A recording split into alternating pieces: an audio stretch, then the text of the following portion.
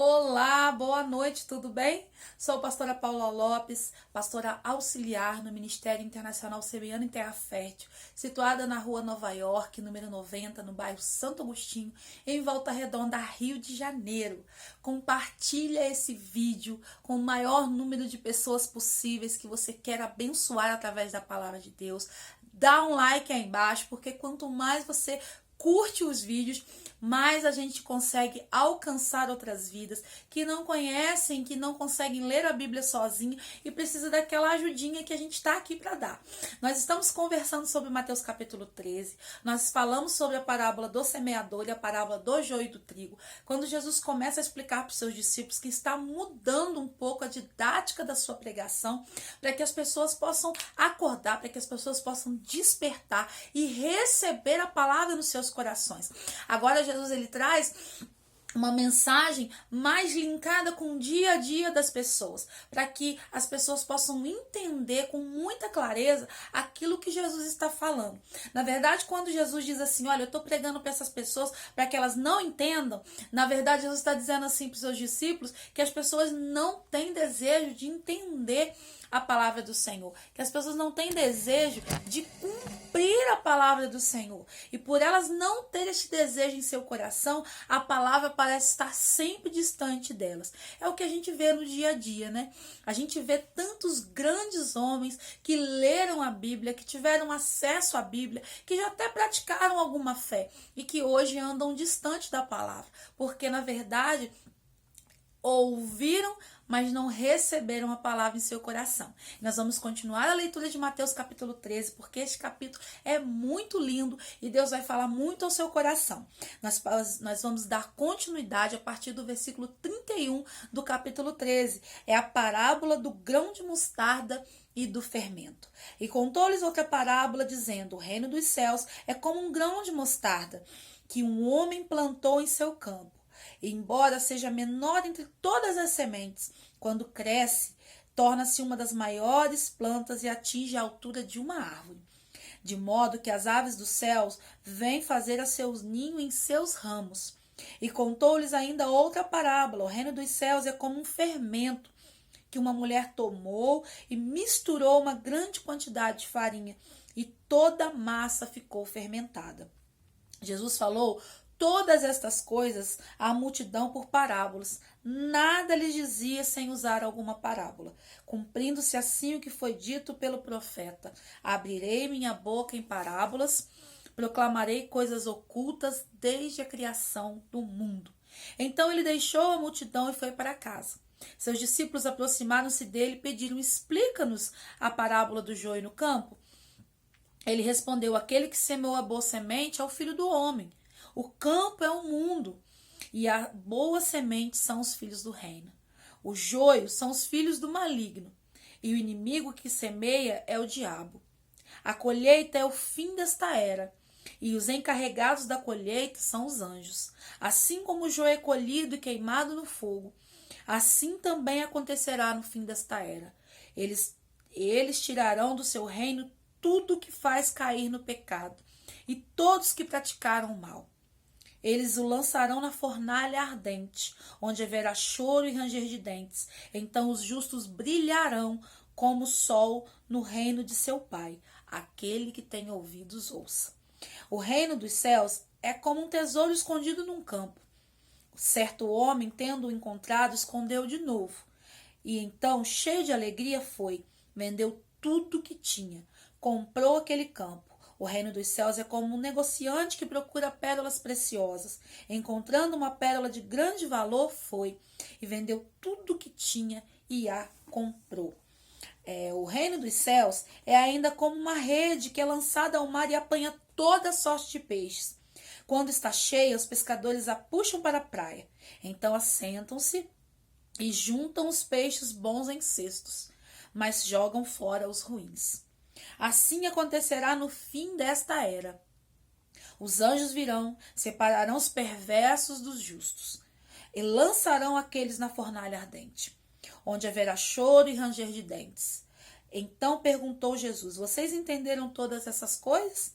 Sim, responderam eles. E ele lhes disse: por isso, todo mestre da lei, instruído quanto ao reino dos céus, é como o dono de uma casa, que tira do seu tesouro coisas novas e coisas velhas. Agora Jesus está explicando para os seus discípulos e para aqueles que estão ouvindo a sua mensagem que na terra a gente vai viver todo mundo misturadinho. Sabe aquela coisa que a gente fala assim, nossa, a gente vive com as pessoas e não conhece as pessoas? Sabe aquelas pessoas que um dia te surpreenderam com um caráter ruim, com um caráter duvidoso? Sabe aquelas pessoas que você acreditou nelas, confiou nelas e elas um dia te surpreenderam, sendo pessoas totalmente opostas do que aquilo que você achou que elas eram? Então, Jesus está falando exatamente disso. Ele está dizendo para os seus discípulos que aqui na terra nós vamos ter a escolha de fazermos o que nós quisermos, de sermos quem quisermos, de andarmos da maneira que quisermos andar.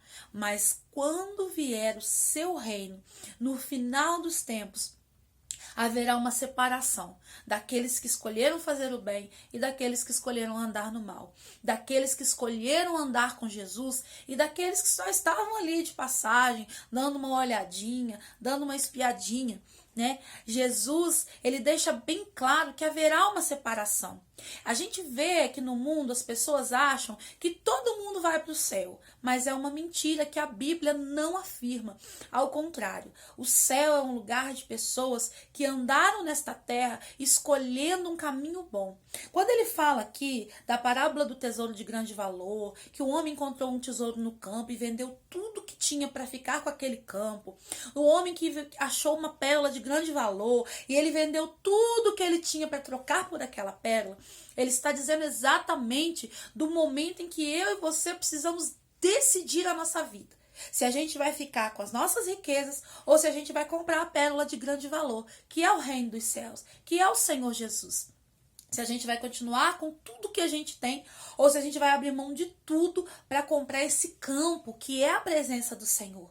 Jesus, ele não dá escolhas para nós. Ou a gente larga tudo para viver com a pérola de grande valor, ou a gente vai viver olhando para a pérola, sabendo da existência da pérola, mas naquele grande dia, aqueles que escolheram Jesus vão estar de um lado, e aqueles que escolheram ficar à margem, só olhando, só acompanhando, que até frequentaram templos religiosos, mas não mudaram seu caráter, não mudaram seu coração, não liberaram a sua vida, não liberaram seu coração, não receberam Jesus e transformaram a sua história.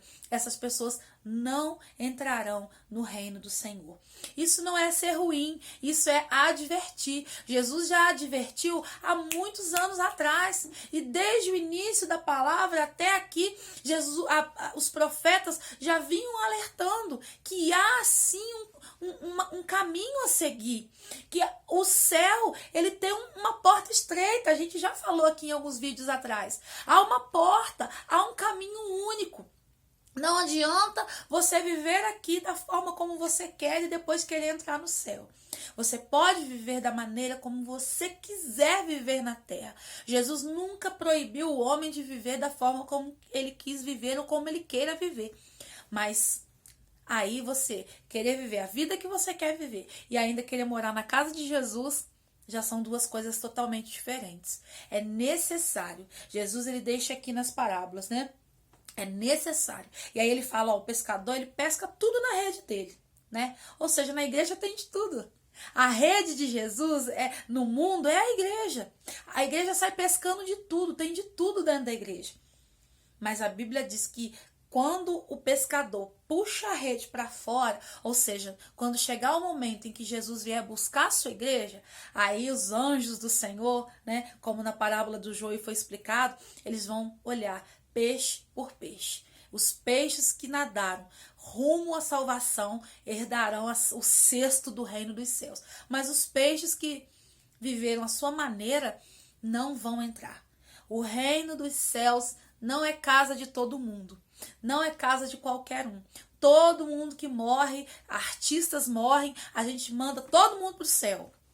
Mas lá naquele grande dia, nós vamos ter muitas surpresas, porque muitas pessoas que a gente acharam que estavam no céu não vão estar, e muitas pessoas que a gente jurava que não entrariam no céu vão estar, porque Deus sonda e conhece o coração.